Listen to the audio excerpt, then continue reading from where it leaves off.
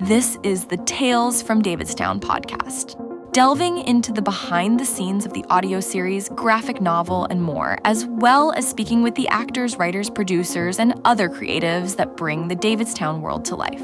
This full-length episode for our Patreon residents was recorded on the 25th of June 2024 in York, England. Hi everyone, welcome to the first episode of the Tales from Davidstown podcast. This is our pilot episode. I'm your host Louella, and I'm very excited to be talking all things Tales from Davidstown with you guys and with our special guests that we're going to be having on the series. Starting with, today, our very own Julia Munder, who is our executive producer on Tales from Davidstown. Hi Jules. Hi. How are you doing this morning? Good. How are you doing? I'm good, thank you. Yeah, this is super exciting. Studio's coming along. We're this. doing it. Yeah. This is stunning. Well Absolutely. Yes, we've got a plant here. It's still a work in progress. There's still some changes I'd like to make. Okay. But we're getting there. We're working it out. Well, Jules is a perfectionist in the best way, which is why we have her around. As you said, we're working it out as we go. That's indie production all over, isn't it? So we're going to be talking to you today about your involvement from your production side of Tales from Davidstown. So, as an executive producer, this fascinates me because this is completely different to the sort of things that I do. So I'm always so interested in how people produce things because, as you said, this is an indie production, which means people are wearing a lot of hats. There's a lot of work that goes into it and a lot of passion, which is what makes it great as well. So as executive producer, let's start with how did Tales from Davidstown come to be? The idea came about from a random conversation I had with our director Cal and where we're going, how our slate's looking, what films we want to develop, what projects we want to develop. And we always wanted to make a werewolf movie. We love An American Werewolf in London. Rick Baker's creature is amazing. And we love that you can see it. But to actually pull off a really good creature or any monster movie, the production value needs to be up there. It needs to be high. Yes. Because if it doesn't look just so, it takes people out of it. And we didn't want that. So we were playing with the idea how we could raise a significant budget for that, or how we could even start. But we had this idea for a supernatural film way back in the day. But there were so many ideas that we did want to play with. And then Cal just came out and said, what if we just do an audio series? And I was like... And was that film that you wanted to make way back when, was that a werewolf film? That was based on a supernatural film with different creatures, vampires, witches, and werewolves. Just kind of when you go creatures and horror, it was just all of the above. Yes. Yes. Yeah, so no monsters, but the supernatural creatures. The supernatural creatures, yeah. Yeah, cool. Yes, and then we thought, okay, we're doing an audio series. Mm-hmm. Why not try it? So that's when we recorded the first episode, which is the pilot. And that's how it all started. So by creating an audio drama series, you could still bring that vision to life, but being able to work within the budget that you were starting with and not setting yourself this like really difficult task. Let's not say impossible task, because I think that indie production manages to achieve a lot of the impossible anyway. But of setting yourself that challenge to create werewolves on screen to the standard that you would want to be creating it at. Yes, so there's always budget constraints. There's also time constraints. How do you get the project off the ground? How do you prove that there is an audience? This is the other thing. To raise budget, you need to prove there's an audience, there's an interest. And one hand side is the data. So we work a lot with audience data. We can see there's an interest in a certain genre, which there is still in werewolves and supernatural. It's still massive. And there's obviously still an audience that is interested in. But proving that to an investor can be quite difficult. And we wanted to get these creative juices flowing. We wanted to create something. So we're like, what's possible and where can we start? And that's how the audio series came about. Obviously, we picked the most visual genre to go into audio with, which is constantly a challenge. But I think we're doing quite well, and especially the sound design team is doing a brilliant job. Script writers, like, these are all the considerations you have to make because you can't see it. Well, yes. So of course this means that then, you know, you've looked at this idea and you've been able to prove that yes, there's an audience for this and there's demand for it. But then when it comes to assembling a team of creatives who are going to bring that vision to life in all the different facets that you've just mentioned, sound, you know, the acting side, the script writing side, how did you go about assembling these people that you needed, this team, this creative team, to bring Tales from Davidstown to life? Yeah, so with our core team, me and Cal have worked together for the last 7 years now, so we know how we work pretty well. And then the core people around it, we've got some new people that we've cast or we've heard from other creatives that we should work with them. But then other people, like some of our actors, we've worked with them before. So, you know, there's a certain reliability as well, because there is practical elements to this as well. Of course, you want the creativity, but then if your actor doesn't turn up on the day, that throws out your plan, that throws out your budget. So there's certain things. So it's a mix of new talent and old talent that we've worked with. Also new creatives, like people who just came out of acting school or film school, and then people like Michaela or Johnny Viavash who've done this and who are known in the genre for ages now, or for a few years. So bringing that together and having new people with very experience working together, I think that brings that creative energy. And yes, it brings a new energy to your project, but it also means that you're working with people who you also rely on. Definitely. But building relationships is important, especially in our industry. Absolutely, yeah. When we're making these kinds of things, films, audio drama, whatever it is. So so you've worked with some people that you've built a relationship with already, to bring that to life. Yes, Awesome. and bringing new people in, bringing a more diverse creative team and cast is also important to us. So yeah, absolutely. I mean, I think in audio drama as well, something that I'm noticing too is when it comes to the cast and the voices in that drama, there's quite a diverse range of voices in Tales from Davidstown, which makes it very exciting to listen to and very engaging to listen to. That's the word I'm looking for, very engaging. So was that a consideration for you as well when you were casting it? So you've got like Jess and Emily, those two characters, for example, are very integral to the story. So their voices must have been a very important consideration. Yes, and at first we actually tried to have everyone speak in RP and not make it a local drama. So that was the idea first. But then when we were working with the actors, and from my own background, because I trained as a TV journalist back in Germany, and we had elocution lessons, and you had to speak proper high standard German, which is like speaking RP in this country. Speaking RP in this country. Yeah. But it takes out some of the character, because you're acting out a voice, you're putting on a voice. Yeah. And yes, it is acting, but actually bringing your natural accent to the play and working with that and creating that world, because Davidstown is a quaint little village in the north. So why not bring that diversity in the voices as well? Yeah, and it's great to have that representation of different parts of the UK. Yes. And if there are fans, which there will be across the world, because this can be accessed from anywhere, which is what's so great about the platform that you've got it on.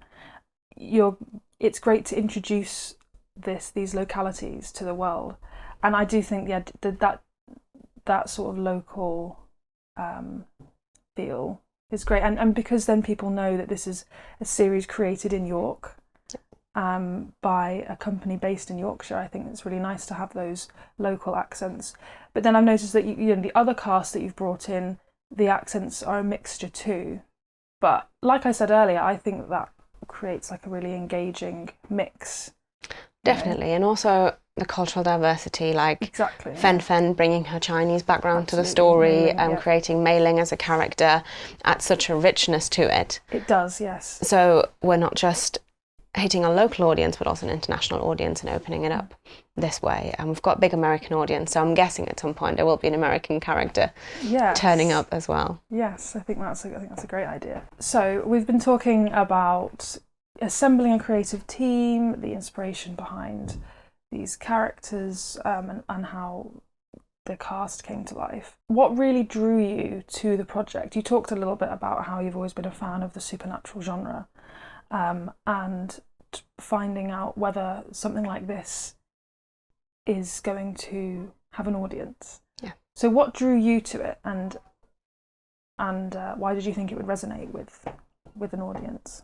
I had the audience data, so I knew there's still a cult classic in American Werewolf in London. I've mentioned it. We've got shows that have been running forever, like Buffy.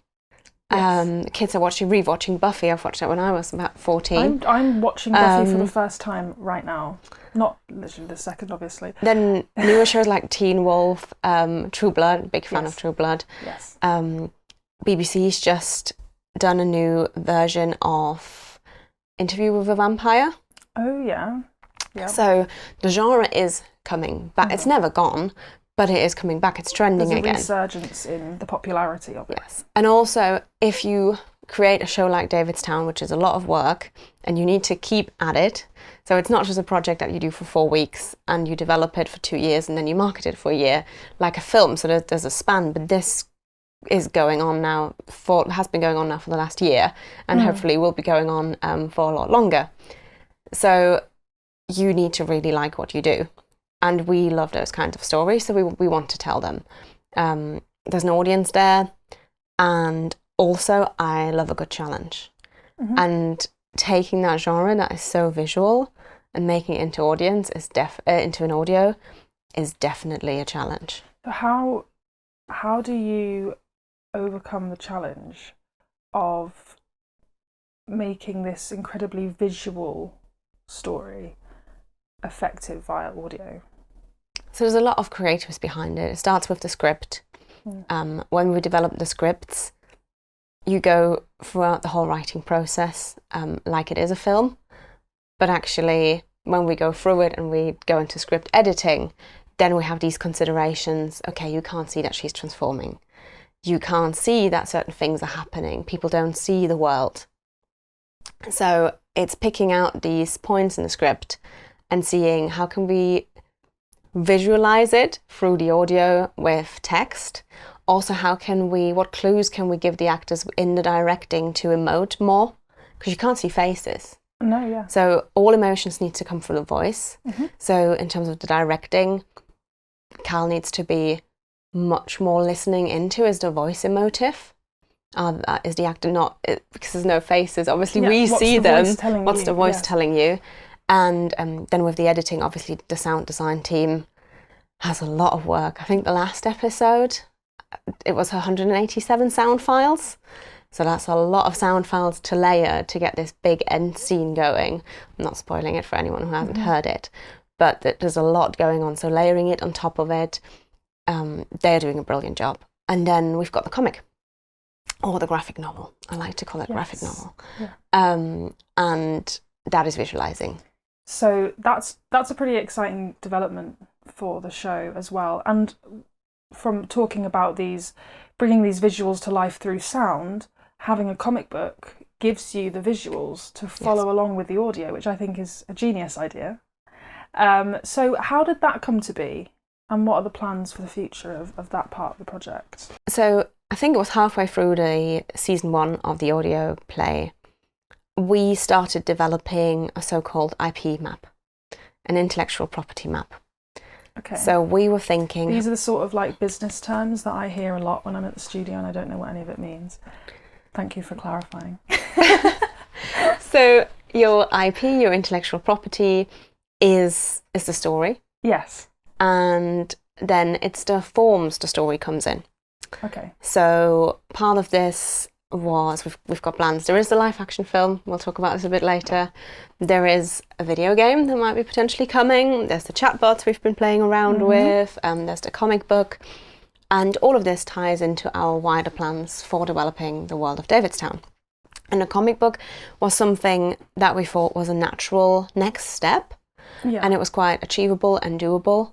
Because again, as an executive producer, I'm also responsible for financing. Yes. So how can we make this work and how can we keep this going for the fans? Because no one wants us to do a live action and then you never hear from us again because we've run out of money. That's not the idea. No, and that's not what you guys want no, either. That's not what we want either. So this is growing organically and it's growing nicely organically, thanks to all our supporters, which is amazing that we are allowed to do this because so many people are supporting us and you guys loving the show. You guys have, you're building a really great fan base online and through Patreon. So how does this fan base that you have, how are they affecting the production of this series? So we love getting the feedback and building the community, and through that we get a lot of ideas about what fans mention, what films they are fans of, what transformations they like, what characters they like. Then we're also doing polls, so they can influence certain plot points. Yeah. It's like a choose your own narrative. Yes. Yeah. So they get to be very involved in where these characters go in their story. Yes, and that feedback's great. Yeah. Because we want to create something that people like and that people want to watch. Because although we are fans of the genre and we love what we do, it's finding this audience and... Yes, I mean, that's where your role comes into things, where you've got a great eye for the creative as well as being a producer. But as the producer, right, you're, like you said, you're very involved in financing the project and making those business and marketing decisions to make sure that you can keep making it. Yeah. So that all the creatives can still keep doing their jobs and the fans can keep enjoying the series. But for you, it's figuring out, well, what other ways can we connect with the fan base and grow the series, right? Yes. Yeah. And I love enabling the team to do what they do best. Like, I read the scripts, I am involved in the creative process, but what those guys do, I could never do. That I'm in awe about that. It's absolutely great. It brings me massive joy to see that and see it coming to life. And then with the fans getting that feedback, obviously it's like every artist, it's like the applause. You want that feedback, you want to get that praise. Oh yeah, of course. Or you want to get constructive feedback. If you don't like it, tell us why you didn't like it and we'll take that on board and take it away as well. And if we can change it and it makes sense to change it, we will. With the graphic novel, you said you came up with that idea when you were halfway through, was it halfway through creating season 1? Yes, we were recording about that. Season 1 and then thought, okay, how can we grow this world? Clearly there's an interest there. And we found some talented comic artists. We're working with 3 comic artists now all over the world. They all have different styles. So see, in terms of a classical development process, you would have one style and run with it. Yeah. But again, we want to present different styles to our audience, to the fans, or the residents, to our residents. To our residents. And have them decide what they like best. There's, again, practical elements. How reliable are people? How much time do people have? How quick is the working process? Because it's got a lot of work goes into creating a comic. Like from the initial paneling out to sketching to colouring. I had no idea before we started that how much work is actually involved. I suppose that must happen a lot in your job because you're sort of investigating all these different facets of the genre, and so you're learning as well but how you can make that happen, reaching out to people that work across the world and then finding out the time scale and everything that goes into it. And do you feel like the comic book is on is that kind of something that you've settled into your process on that now? Yes. Yeah, I definitely think so. And it's if this audience grows and it becomes more commercial, it's working out what style do we want to run with. Yeah. But that will depend on... So you're still experimenting with that at this stage? You're still... Yes, so you will have seen... The residents have received issue 1, issue 2 of the comic. Issue 3 is currently ongoing, but even those styles are very different. And issue 4 will be a completely different style. I can't say about it too much. Yes. You shouldn't have favourites, but season 4 is one. Issue 4 is one to look out for. Okay, Okay, I'm very excited about that. Another part of this process that you touched on just now, when it came to the things that the fans can get involved with, is another super interesting thing that I was actually chatting with Cal about yesterday, is the AI chatbot. So, for example, the Jess Wilder AI chatbot, that's such an interesting idea. How did that come about? We love experimenting with AI. Yes. I find it fascinating because my business background is in SEO. Just to, before I answer this question, so none of the story, none of the images, none of the comics, nothing is created with AI. Absolutely. We only use AI to enhance the audience experience and the community building. Mm-hmm. So purely the AI chatbots. And that came about because the world of AI fascinates me. I've got a background in digital marketing. Obviously, it's a hot topic there as well. And we just wanted to experiment with it. So again, it was one of those things where we explored AI and seeing what's possible. Obviously, in our industry with AI video and everything coming in, we have to stay current and see how fast is this moving and how fast do we adapt and how do we need to adapt our processes, if at all. And it was one of those things where we were going through this rabbit hole of new AI developments, and actually Cal and the team found it and said, actually, there's this AI model we can train, and people can have their own adventures with those characters. And as an audience, I think it's a very relatable thing to sort of wish that you could speak to the characters of the show that you're a fan of. I mean, imagine if you could, chat to Buffy about something if you were a Buffy fan, right? But that's not realistic. We can't have Danny and Michaela having conversations with people. That's not realistic. But the idea of them being able to talk to those characters, like you say, and join them kind of in the stories is really fun for them. I'm sure that must be like a really fun thing to be able to do. So, yes, and they can create their own adventure. Yes. And the positive thing about these AI is that it doesn't go too far. You can program them so they have limits. So there's certain questions, people might have noticed that they don't answer. They don't give away where the story goes, yes, or what's happening things. next. They can't spoil things. Yeah. And we don't want it to be inappropriate at all. Yes. That clear no. Mm-hmm. Yeah. Keep it fun. Yes. Safe. Right. Safe, yes. So, as the executive producer, again, when it comes to creating this series episode by episode, how do you approach the quality control aspect of creating those episodes? Because I'm sure that it's a temptation, especially for someone with like super high standards, like we all have. We want things to be as good as they can be. How do you make sure that you're getting what you want out of it? There's always a balance because it's a series, and we don't want to let the residents wait too long for episodes. And I know for season 1, that was something that there was a lot of time between episodes. That was because when we created the pilot and then the second episode and the third episode, we didn't think people would like it that much that they wanted us to continue doing this. So it was a bit of working it out on the fly. So the usual creative process where okay, this is my start point, this is my end point, and here's the arc. Yeah. And that's where the characters are going, and you have the character Bible developed, you have a location Bible developed, and you have all these pieces in progress that you need to tell a good story. The lore behind it is worked out. We were having to do that on the go to keep delivering those episodes.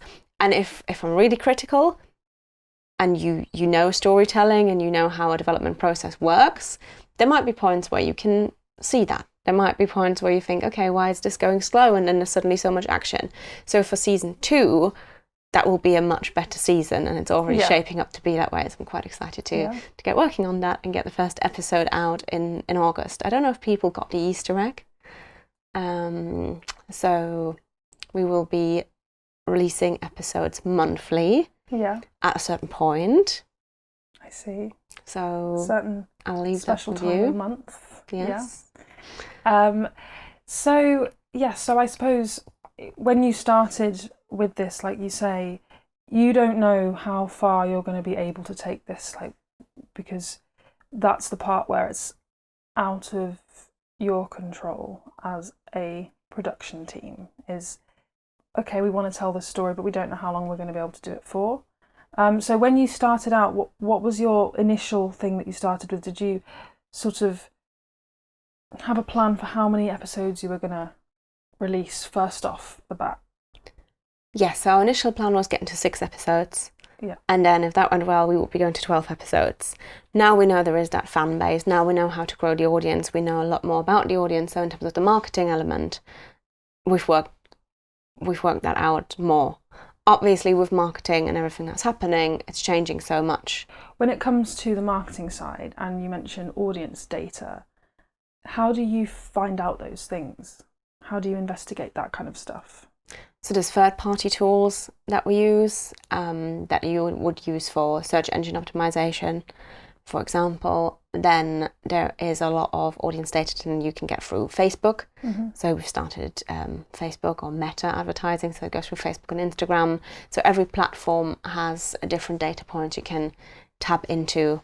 There's also data you can buy. You can buy audience data to give you more insights, but that's the more advanced levels. Do you think that makes a real difference when it comes to creating a series, particularly in audio drama? Like, do you see that that's really helped you kind of have foresight as to the success of the series and help you create it? I mean, as a producer, do you think that's quite an important step in the process?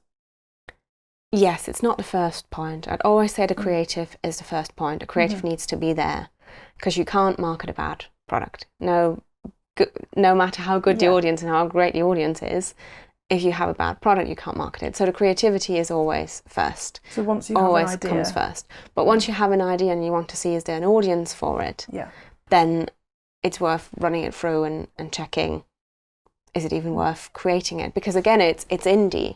There isn't, we can't go like Universal. If it doesn't work, then it doesn't work. It doesn't really matter. We just write it off. That's not how we can work. We need to make sure that if we invest time, if we invest staff time and money to produce that show, that it's going somewhere. Yes.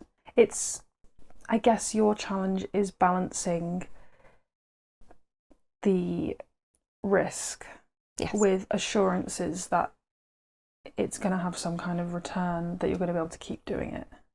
Yes. That balance between the two. Like you said, you can't do it without the idea to start with.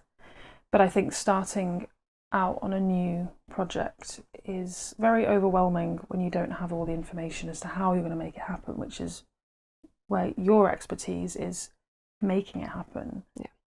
And that's where I'm really excited about season 2, because we've made all the mistakes. Not all of them. I'm sure there's plenty of more mistakes we will make and learn from them. But we know now more of a bigger direction where this is going, and can work out the art. And creatively, it's not that it becomes easier, but you're getting into a flow. Yes. And then it becomes, because we want this to be fun. I want the team to have fun with this as well. And you can't do that if you focus too much on the perfectionism aspect of it, right? That as well. And it is it is a series, but it's not a film.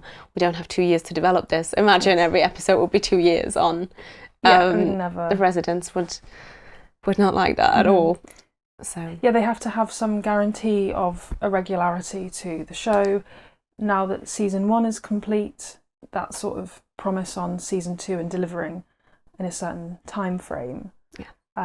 What are some of the things that you want to improve on for season 2 then? Whether that's from the production side, whether that's from the storytelling side. How are you hoping to improve when you get to season 2? What are those things? So from a production side, more regular content. Put out more regular content. From a storytelling side, knowing where the arc goes, knowing where we're starting, where we're ending, the character's journey, we're working that out more and more. And then also improving the quality again. Like, we know our actors now, we know the capabilities. The world has built much more. So all of this will increase the experience, will increase the quality of the show. And one thing we would like to do is to get all of our actors for one live recording into the studio. I don't know if that will happen this season, yes, but it's definitely one of the plans that we see actors recording together more. Like Danny and Michaela have never been in one room together. yes. And I'd really like them to get them together, because then the energy, they can bounce off differently. Absolutely, yes. I think personally, in my opinion anyway, that the series has done an incredible job of building relationships between the characters, building friction between the characters without them being in the same room, which is a testament obviously to the storytelling and the script, and of course the talent of the actors to be able to bring that energy when you're alone in a studio with just the script in front of you and not the other actor. But it'd be awesome to see them together, and I'm sure that the fans of the show, the listeners, the residents, would love to see that as well. Speaking of bringing actors together, I hear that we have a live action episode in the works. Well, I don't want to overpromise, because we need to be realistic here. To create a werewolf, to create the creature and film the transformation, if that is through practical effects and then the CGI, so what goes in after in the editing and bringing the practical effects together with the VFX, is a very costly and time-intensive process. Absolutely, yeah. So it's balancing where we're going with this, because our main priority is to, like I said, keep the audio series running, keep the comic running, and develop this world further. I can't sacrifice that for 10 minutes of transformation scene. I would love to do it, but it is something that we need to plan very, very carefully. I can say that we are working with a special effects makeup artist, and there is plans, and we're trying out how to get Danny in a full body cast and mold her so we can create the creature. But that will be a slow process, and you might be able to follow it in stages rather than seeing the full transformation going forward. Yes. So this is why we're creating the podcast. We've got you as a presenter on board now to really take the fans or the residents on this journey with us. Because it's not just the audio show that's exciting. It's also, how does this come to life? How do these people from York even do this? And how is that all working? I think that's such a I think there's so much space to learn more about how these things are created, and when you can really involve your audience in knowing how the process comes to life, as well as enjoying the story, being involved in the story, you're kind of creating this whole universe, this whole platform for this one story, which I think is really effective. Yeah. And again, testament to your marketing skills to be like, let's go into all these different areas and ways that we can engage people. So does the live episode have a title? Is there anything we can share about that? It hasn't got a title, but we have thought along the lines of potentially creating a Kickstarter for it. So if the fans really want to see this, then they need to help us make this work. Yeah. So at some point we might do a Kickstarter campaign for it and see if we can fund it through the fan support. But for now, I think the focus is on season 2. Yes. On creating the behind the scenes content, taking everyone on his journey with us, and 1916. Okay, what can you tell me about that? 1916 is set in the world of Davidstown, but in 1916, so pre the audio play, and it's gonna be a dramatic audio book, which tells us a bit more how Tales from Davidstown even came into being and how all these supernatural characters ended up in Davidstown. Right, so this audio book then would focus on a kind of like a prequel to Tales from Davidstown, which is set in the modern day, of course. Yes. Okay. And it will run along season 2.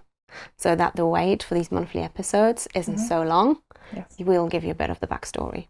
Nice. There's a really strong sense of world building in Tales from Davidstown, and I think with the supernatural and fantasy genres, that's so important that you create a really immersive world. Again, you create such an atmosphere with Davidstown, which we spoke about earlier through the sound design and the many sound files that you have. You've had some music in there, some composing as well, which is always so important for creating an atmosphere in an audio series. Yeah. And that's something we want to do more, work with up and coming, potentially local musicians, bring new talent to the show, and then cross promote as well. So you could be, you could be bringing in local talent for stuff like that, which promotes the area that we're in making this show as well. Absolutely, yeah. And in terms of the world building, I think that's always been the fascination with like big franchises. Like if you look at Lord of the Rings, Tolkien created this world to play in. Star Wars, same kind of thing. So Harry Potter, no matter in which, if you think of the big ones, and no matter which part of the genre you look at, that world building is always at the basis of that. And that's the beauty of it, because the underlying topics of Tales from Davidstown are very human topics. Like Emily. Emily, yes. Emily played by Dani, of course. Played by Dani, of course. Escapes this abusive relationship and is looking for change and setting up a new life in the quaint town of Davidstown. And what then happens, she couldn't have foreseen or planned. But that's sometimes how life works. I guess we've all been in a situation where we just want to change and kind of this escape, and then it didn't work out the way we planned, but something else happened. Well, that's how you can find yourself listening to this audio drama and going, I relate to this character, whereas on the surface, how could you relate to a werewolf? It sounds weird, but it's not, because you're relating to the human experience of the character. And like you say, with these big franchises that we've all grown up with and we've heard of and kind of shape the genre of fantasy or sci-fi or horror and the supernatural, it's the way that these characters have very human experiences within an imagined world with creatures and magic and all of this stuff, that Davidstown definitely doesn't shy away from dealing with some intense themes. Like you say, Emily's character has escaped an abusive relationship. She's dealing with panic attacks and anxiety, which really kind of, I felt when I was listening to it, that it really kind of aligns with the transformation of the beast inside, the werewolf. So how do you approach dealing with themes like that in an audio series responsibly and effectively, I think it's always making sure your actors are comfortable with it and they feel safe and supported. We sent them the script, we asked them to give feedback. Also, if they feel uncomfortable with anything, like the main priority is making sure the actors feel safe, feel supported, and also if they want to bring their own experiences or how they see something. We've all dealt with things like anxiety, change. Not as a werewolf, we haven't literally transformed into a werewolf, but that changing, that becoming a new person, I think everyone can relate to that. Or Jess, who wants to stay in control. Like Jess is this character who very much controls her life until something happens that she might not control at some point. Yes, and of course then the themes of friendship, the bonds and female friendship as well, and that ties into how this is a show about a female werewolf. And it's headed up by a very strong female cast, which is some great representation in this genre.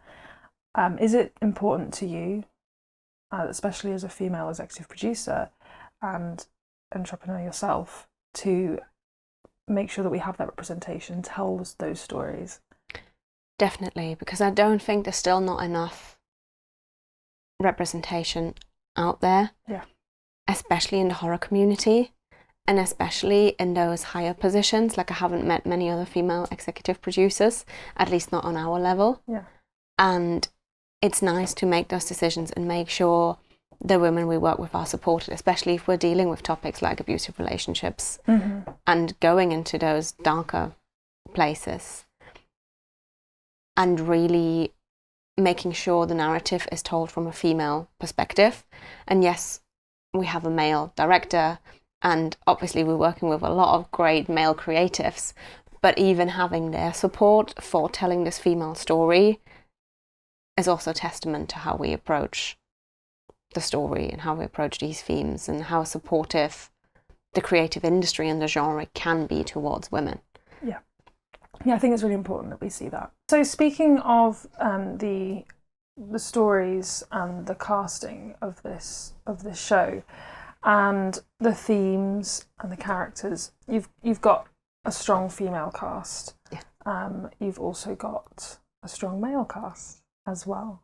I think that's a real strength of the story. Is, you know, you've got quite a few different characters. So you've got Jess and Emily's relationship, their friendship, which is really pivotal and important.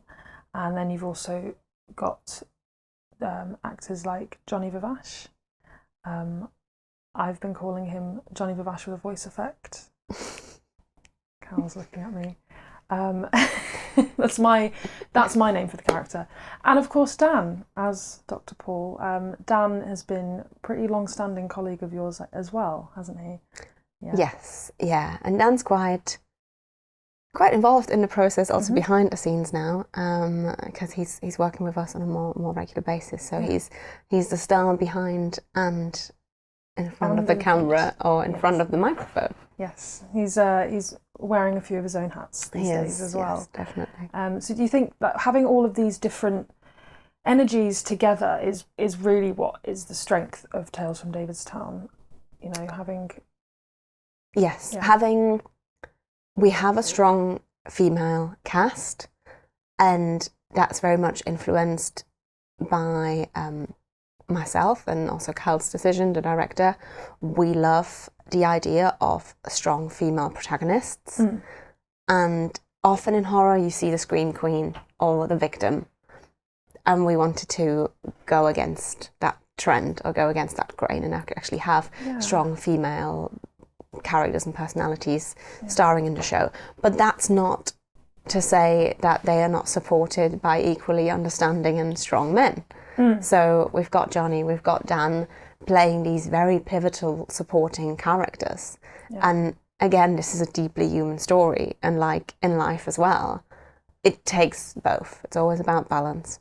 Yes, I think that's a really really nice point, and a really what makes the Tales from Davidstown team so strong, for sure.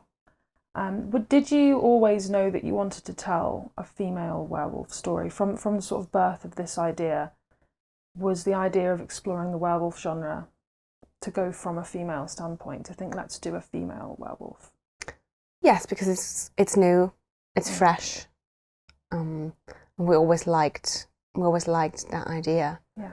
And that idea of that the werewolf brings so much change and the transformation of it, and having Emily as a young woman go through that change, going from young adulthood to actually becoming an adult, taking self-responsibility, taking control of her life, telling that through the werewolf theme, we thought that was quite appealing. Yeah, I also think that the villains you have in this story they're multifaceted as well. They're not just a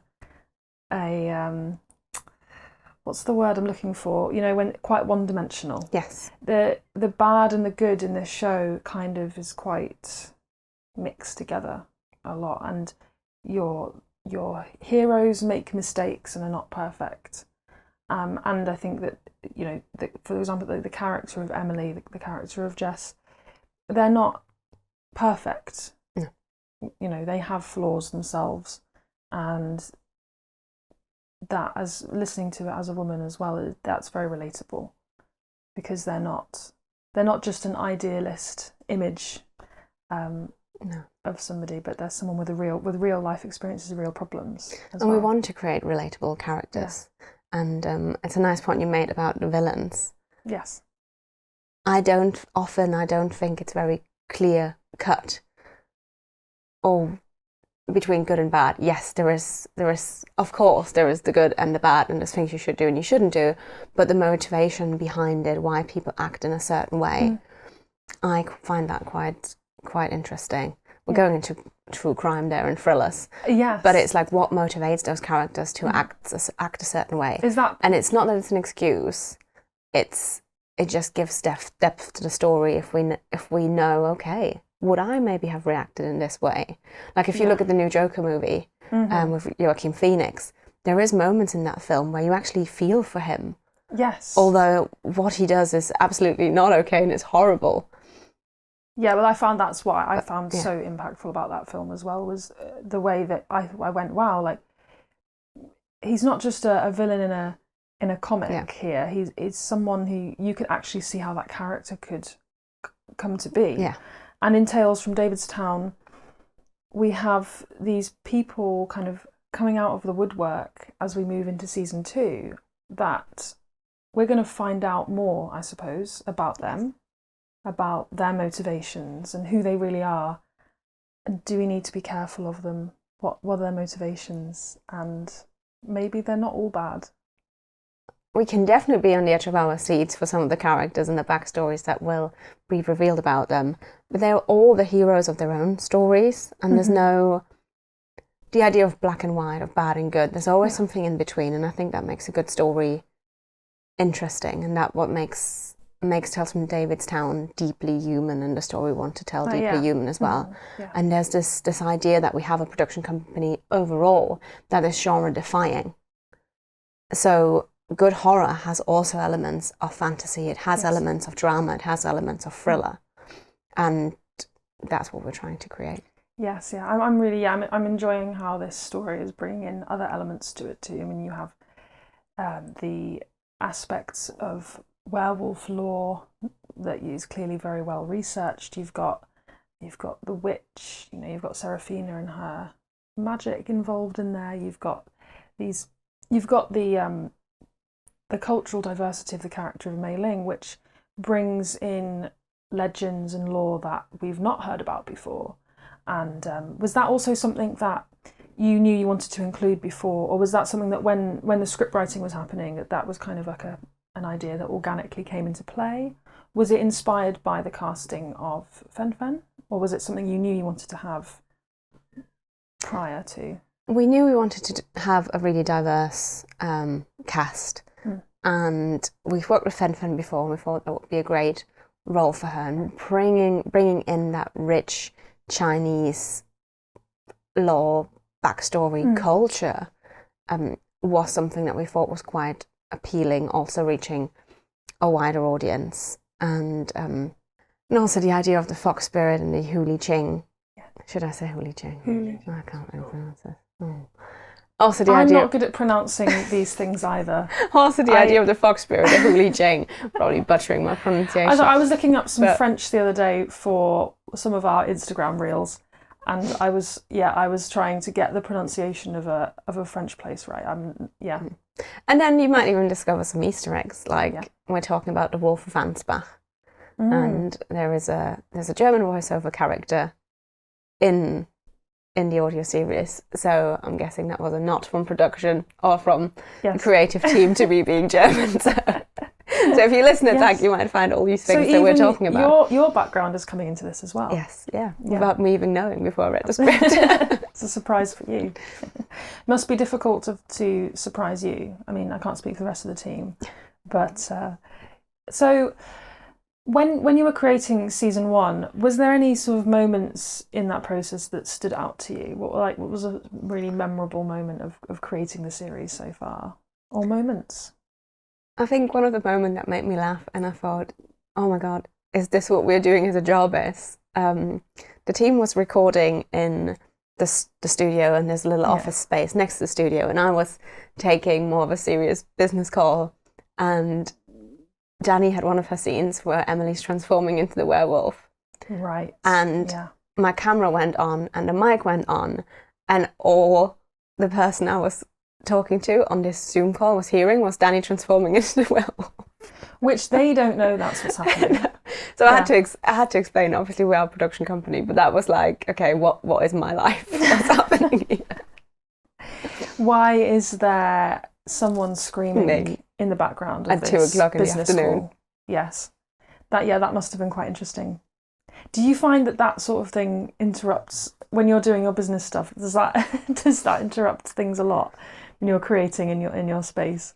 I like it. It keeps things varied as well. Yes. Because a lot of the things that I do is financial forecasting and spreadsheets and marketing forecasting, and it can be quite dry. So having this creative, or doing it for a creative business, is ideal. Yes, keeps that part of it exciting. Yeah, keeps it exciting and not too boring. We've talked a lot there about the moments that we've had recording this that have stood out to you. And is there any other favourite part you have about being an executive producer for something like this? My favourite part is combining both my strengths with the creativity and the business side of things. And I love working with the creative team. It brings me, like I said before, it brings me joy to see that I can help them bring their vision to life, and hearing that the fans, the residents love it, we're finding an audience for it. That's like the biggest reward. It's like an actor going on stage and getting applause. Yeah. That's the thing that brings you joy in this job. Yes. Yeah. How do you see, going forward, how do you see Tales from Davidstown sort of fitting into the wider landscape of audio and audio drama, audio supernatural drama? I think it will find its place. I think what we're doing is quite innovative, it's quite new, it's fresh. So there isn't any comparisons that I can draw within the audio world of things that I've heard. We have audio plays, a lot of drama, we have a lot of audio books, but something that sits within the supernatural audio play space with an accompanying graphic novel.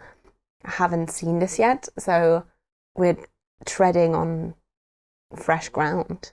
Yes, and it's something new here. It's like at some point we would like to find a wider audience for it as well. So it's seeing where we go further with it. We're in talks about potentially distributing the comic wider with an independent publisher. That might be something that will be happening. Also, we want to keep content exclusive to our Patreons and our residents. But at the same time, we want to also find a wider audience. It's where do we find this wider audience? Which platforms are we onboarding to? And making those commercial decisions. But that is something, it's exciting to make a decision straight away. But I always think if you haven't found your place yet, if you don't know where you're going, there's no harm in pausing sometimes and thinking about it. Yes, I think that's a good piece of advice, actually. I think there can be so much pressure attached to doing that. Is that a piece of advice that you would give to someone who was looking to produce an audio series themselves? For any production, really. If it's audio, if it's film, things take time, and good things take time. And you can go fast, but you could go in a completely wrong direction. So going fast and getting things out fast doesn't necessarily mean you're going in the right direction or you're doing the right thing. So sometimes holding back and thinking about it and developing it, and like we have one of our projects for Row, we've gone back to development again. Like we thought we were further on, but then we did something and it didn't quite work. So it's working it out and allowing yourself that because that's part of the creative process. And knowing that's that what development's for. You're going to end up with will be the product you want, and it might take more time. Than, I mean, I think we just live in an age where we're churning stuff out so much. The big companies, big corporations are just churning stuff out all the time. And when you want to set out and create stuff yourself, that's going to take patience and a lot of commitment to it as well. And you are comparing. You are comparing yourself to people. Of course.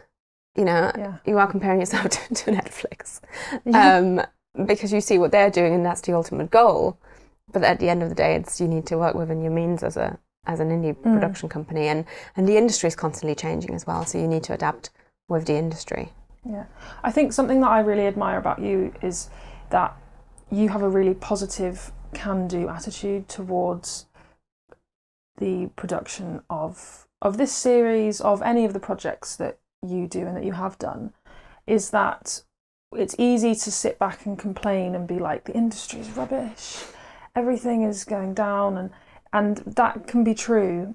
But you said something the other day that I really admired, which was you were like, I don't think it's that bad. I think, well, I'll let you speak on what you said about that, but your attitude towards these sort of dips that we have. I think in general with business, if one area goes down, another one goes up. Yeah. It's like the stock market. You'll have one stock that goes down, another one that goes up. It's just figuring out where it's going at the moment. Yes. And that's the tricky part. And also, I've always had this attitude in life that if everyone else stops, as long as you keep going, stopping isn't an option. You need to keep going. Even if you're going slow and you're going snail pace, that's better than stopping. Yeah. Yeah. And I guess in that sense, within the horror sphere, I'm quite the outsider still. Obviously, I'm an executive producer within the genre sphere. But if I look around me, I stand out. Like I went to Fright Fest in a pink suit. So I love Barbie. And I was joking, saying I would be the Reese Witherspoon of the genre world. Yes. So I might not feel the pressure that a lot of my male colleagues are feeling, that they have to perform, because I feel like with my role in the space and with what we're doing, it's fresh ground, it's so new. Yeah, I think I have that freedom to explore. Yeah, you're bringing that fresh perspective in through what you do. I think removing yourself from that pressure is really valuable. Yeah. And I think we need more of you and your pink suits at places like Fright Fest.